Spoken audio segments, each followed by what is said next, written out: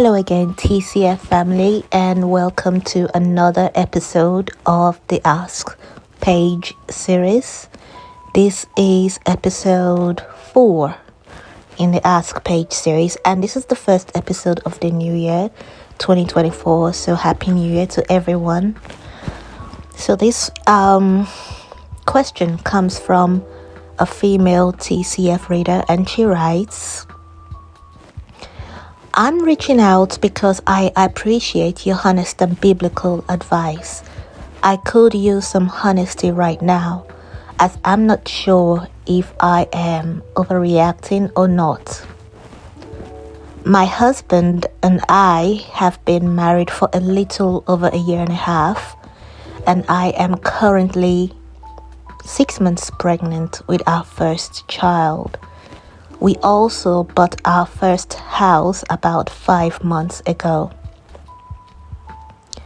Shortly before we closed on our house, my husband quit his job, making us a single income household. What? Why? After about a month, he found a new job. It was lesser pay, but at least it was additional income for our growing family. He lost this new job about a month and a half ago. My goodness. So he probably lasted, 2-3 months in a new job? Yikes. Finances have been extremely tight because we used most of our savings to close on our home and had not planned to be a single income household. 2 days ago, my husband said he just wasn't ready to enter the job market yet. Girl, you're 6 months pregnant. Today, I sent him a job post from a neighbor that would be a great opportunity, and instead of polishing his resume, okay, we call that CV here in the UK, curriculum vitae. So instead of polishing his resume, he has been watching football and playing games on his phone all day. I'm really starting to feel like he has no desire to help provide for our family. Yeah, girl, I will listen to that feeling. And I don't know what to do anymore. I make a good salary, but he also spends money like it grows on trees. And so we live paycheck to paycheck. My biggest concern is what will we do when the baby arrives and we have a third mouth to feed. I just feel like my husband is devolving into one of those fake trad men you warn us all about. I would appreciate any advice and words of wisdom. Thank you. A worried wife. Wow. This is just... Okay. So... Dear TCF reader, I'm not going to give her name. She gave her name, but I'm not going to give her name here.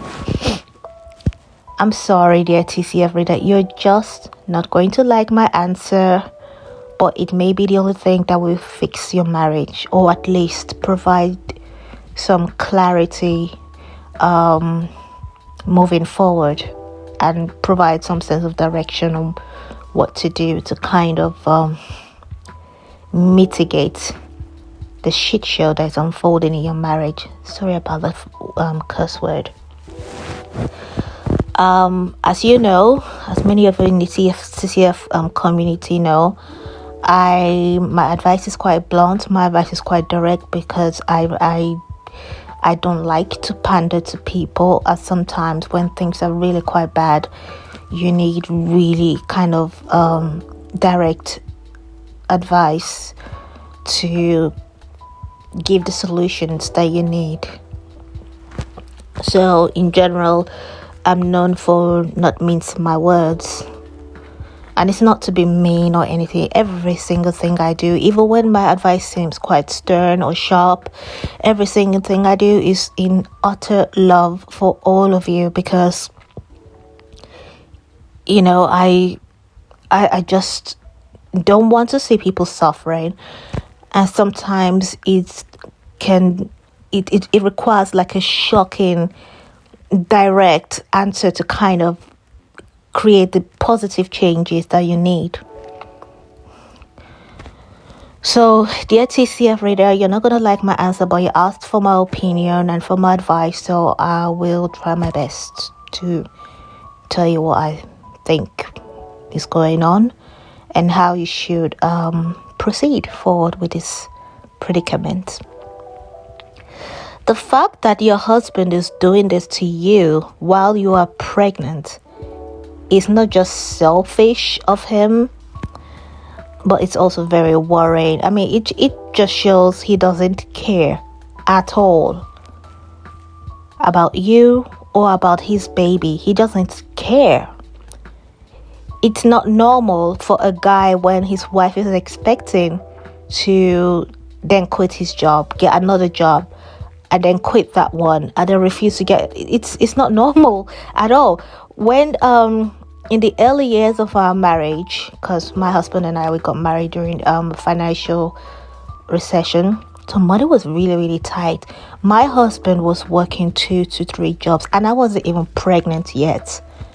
He was working 2 to 3 jobs before he finally found a long-term, decently paying job, because he was so determined to provide for our little family of 2 at the time. So that is the natural instinct of a man, of a well-adjusted man, at least. He has a new responsibility, a wife. He would work to provide for that wife. And when he has a child, his first child, by the way, coming, most men would work even harder for that child. When I got married, my husband requested that I should stay at home pretty much from the day that I became his wife. They would go back from the honeymoon. Yeah, they would go back from the honeymoon. That was my last job, or my last working day, was about a week before we got married. And then I would have worked right up to the wedding, but we had wedding planning to do and all of that stuff. So but that was the last day I worked. And even though we got married during a really, really stressful, really difficult financial period, and people just weren't hiring, a lot of companies were actually going under, my husband refused to let me go out and work. You're my wife, you stay home. I'll find a way, is what he always said. I'll find a way. That's my job. I'll find a way. I could have gone back to work after marriage, after we got married, but he didn't let me go back to work. He wouldn't let me go back to work. Instead, he would rather go and take on 2 extra jobs to support just the both of us. That's what a man does. That's what a provider man does. In your case, not only is your husband allowing you to work, or maybe insisting that you work, he's now gone, well, you can be the breadwinner now. I'm just going to sit back here and play video games and watch football all day. What? That's just selfish. And it sounds a lot like he did a bait and switch on you. So I would ask you to think back. What were the signs before you married him?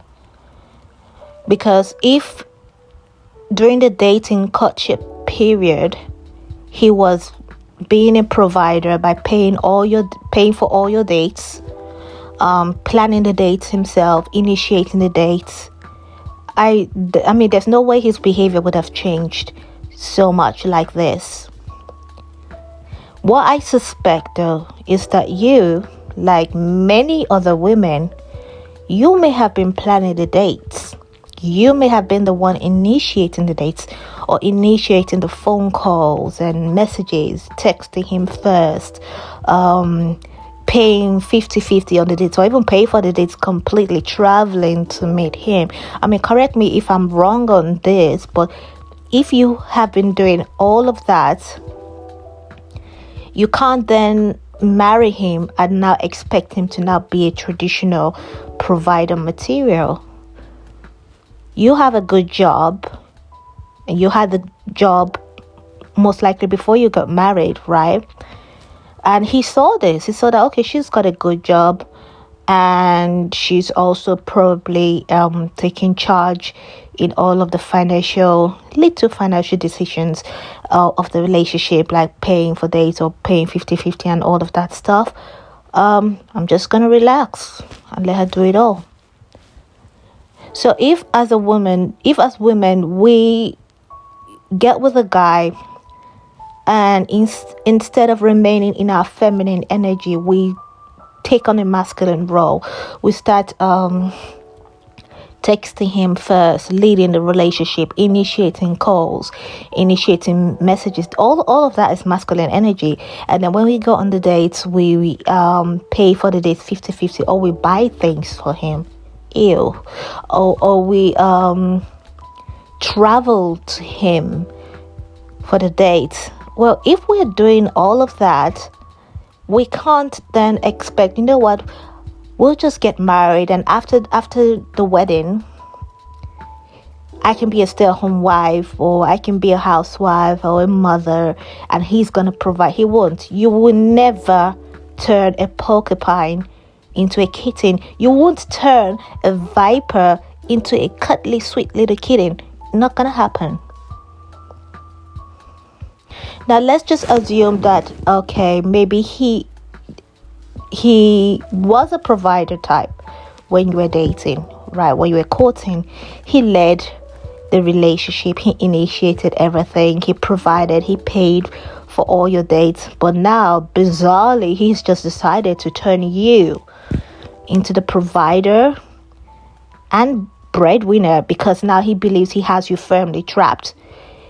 Because a lot of men do that. They would marriage trap a woman, right? Put a ring on her finger and baby trap her, because they believe that by doing that, you won't be able to leave him so easily.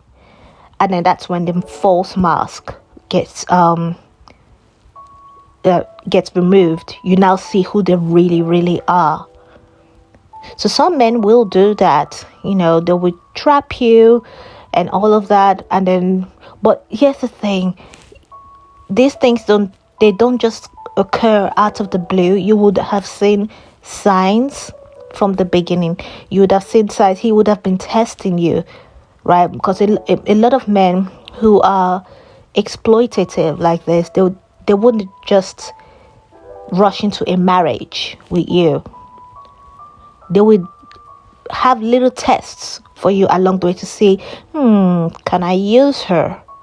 Can I exploit her? And this little test will include things like asking you to pay 50-50, asking you to travel to his territory for a date. And then when you comply, then he goes, ha, I've got you. I know exactly how I'm going to use you. I wonder, you say you have a good job. I wonder how good his job was before you got married. Did he have a good job as well? Were your income kind of level with each other? I suspect you have a higher income than he did. So he had three main things that I keep telling ladies, don't do this. A, chasing after a guy and going for 50-50 guys, initiating the dates. B, taking charge of a relationship and not assessing his income level before deciding to continue dating him. And C, possibly dating a guy who earns less than you do, dating down. Never ever do that. Never ever do that. Because that just opens you up to being abused and exploited. So I suspect, and please correct me if I'm wrong, I suspect you had the higher income. You did majority of the chasing, initiating the dates and all of that, planning the dates, and maybe even paying for the dates you're on. So he decided, okay, fine. She's got this money. I can use her for that. And, he put a ring on your finger. You got married. And isn't it interesting that he was determined first to get you pregnant? So after you got pregnant, within about a month of you being pregnant, you guys purchased a home together. And then as soon as you purchased the home together, he was like, well, my name is now on the mortgage agreement. Peace out, I'm done working. You can now carry on paying for the house and for everything. Doesn't that sound like a bait and switch to you? If he was a provider during the courtship dating phase, there's no way he would have done something like this, because it would be completely out of his character. So it sounds like this was a deliberate, calculated, honestly, quite clever plan to find a woman who would, provide him with income and because now, even if you guys break up, he may decide to file for custody, which means you will be the one paying him child support, even though he doesn't have a job. So you'll be paying for the house, and you'll be paying him child support. I mean, it's so devious the way manipulative, predatory, and exploitative men. It's so devious how they maneuver. This is why when I give this advice in the courtship, dating phase, it's not to harm you, hurt you, limit you. It's to protect you, because sadly there are a lot of men with this sort of attitude these days. They are very entitled. That's why they froth and they fume and they rage at the idea of you even daring to suggest that they pay for the dates that they ask you on. So what do you do? Here's what I would do. Move out. Yep. Now, before you take that step, what you can do is sit him down, have a talk with him. Tell him that, look, this wasn't the plan when we got married, and you need to get a job within about a month, 4 to 6 weeks. And if you don't get that job, I'll have to sell the property. So if he doesn't get the job, he not only has to get the job, but he has to stick with the job. So you gave him about 6 to 8 weeks to be in a stable job. And if he fails to do that, you put the property up for sale. You show the bank that he's not working and you just can afford it. I'm sure it's such a complicated situation. I'm sure there are legal ways that you can try and sell the property, even if he's refusing, and then you move out, or you move out before the property is even sold, right? Moving with your family or friends, get a much smaller property for yourself. This is a lot of stress, especially as you're coming into your third trimester. So the best thing to do now, because this is going to be a long process, I mean, relationships like this, manipulative, predatory relationships like this, they're extremely difficult to get out of. So your priority right now is to take care of yourself and your baby, because all the stress, it's very damaging for the baby's system. So move out, move in with family or friends, get a much smaller property for yourself and your baby, right? Even if you have to rent, and then give him that ultimatum: you need to get a job within 6 to 8 weeks, otherwise I'm selling the property. And then you need to be in that stable job working for a minimum of 4 to 5 months, otherwise we are not moving him back with you. You're not moving him back with us.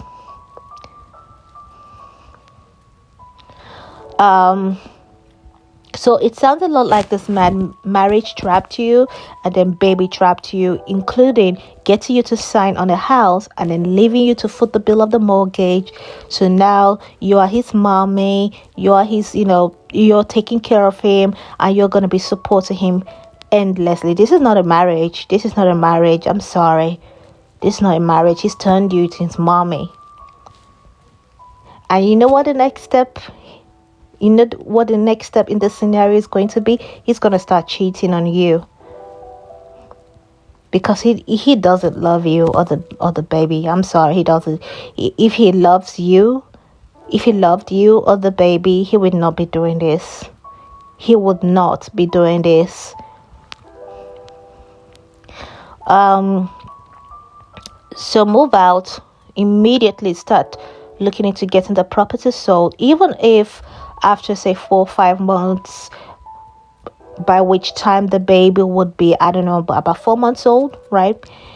And things work out between you. He is now in a stable job and he's been there long term and he's providing and what have you. You can have him moving back with you into your new rented property, but don't put him on the lease. Don't put him on the agreement, because he's already broken trust. He will need to be he will need to prove himself, or at least, I don't know, at least a year or 2 years, and proving himself, i.e. working, coming home, providing, and then you can put him on the list, because you don't want him to do what he did again. Chances are he's going to do it again. I'm sorry, because this kind of behavior doesn't change. I would also consider at this stage, because you've only been married less than 2 years, right? So I would seriously consider going to speak to a priest and talk about getting an annulment, because you have been deceived into this marriage. You didn't enter this marriage with full and clear knowledge and consent. This is not. Did you consent to this? Did you consent to him like just deciding he's not going to work now? No, you didn't. So look into getting an annulment as soon as you can. It's maybe difficult. I don't know if you're married in the church. If you didn't marry the church, it should be pretty much easy and straightforward. Just go divorce the guy. So I'm sorry. But if you did get married in the church, go and speak to a priest and talk about getting an annulment, because you've been deceived. You've been trapped into this marriage. You didn't enter this marriage with full consent. The next 6 months, I'll say 6 to 9 months, should be focused on you and your baby. By you moving out and getting a smaller property for yourself, or moving in with family, you only have to worry about expenses for yourself and for your baby, and not a grown adult man who is deliberately trying to sabotage your finances, which is what he's doing. In a marriage is a partnership where you're helping each other, right? And he's blowing through, on top of the fact that he refuses to get a job, he's also blowing through your finances, your family finances. It's like he's actively trying to sabotage you.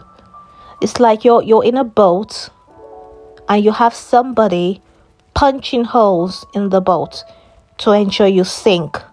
And there you are trying to bail the water out of the boat. Oh no, we don't want this boat to sink. We don't want this boat to sink. You're trying to bail the water out, but he keeps punching holes. That's what's going on here. This man doesn't love you. He doesn't care for you. Would dare say he hates you, because only a person full of hatred would do this to a woman who is pregnant. And I'm pretty sure that as soon as you have that baby, he would expect you to go back to work within 2 months, because you have to support the baby, and now you have to support the man baby that is your husband. Nah, he doesn't care about you. He doesn't care about the baby, because the baby needs to have mommy at home. And how is mommy going to be at home when daddy refuses to provide, when mommy has to play daddy and mommy? This is a very, very selfish guy. There are a lot of things that are missing from your story. You didn't tell me how long you dated before you married him. You didn't tell me how the courtship dating process itself panned out. Was it a 50-50 type of relationship? Or were you initiating things? All of this would have been red flags that you shouldn't have never married this guy. But in any case, it doesn't matter. Just follow the advice that I've just given. And yeah, it looks like it's going to be just you and the baby from now on, because he has no interest in trying to protect or provide for either of you. And for the TCF single ladies who are listening to this, this is, please take please listen to what I tell you about the courtship dating process. Don't be so I'm not saying that this TCF reader was desperate to get married, but a lot of us, we glorify marriage. We pedestalize and idolize marriage so much that you would do anything and just marry any guy just to have a ring on your finger to be called Mrs. And this is what happened. This is not a marriage. She's now a married single mom. And I promise you, being a single mother is far, far better than being a married single mom, because you don't have somebody in your house actively trying to sabotage the relationship, sabotage your life, sabotage your finances, and even sabotage the children. So I hope things really work out. Keep me posted, and please know that we're praying for you and your baby. May God bless you both, in the name of the Father, and of the Son, and the Holy Spirit. Amen.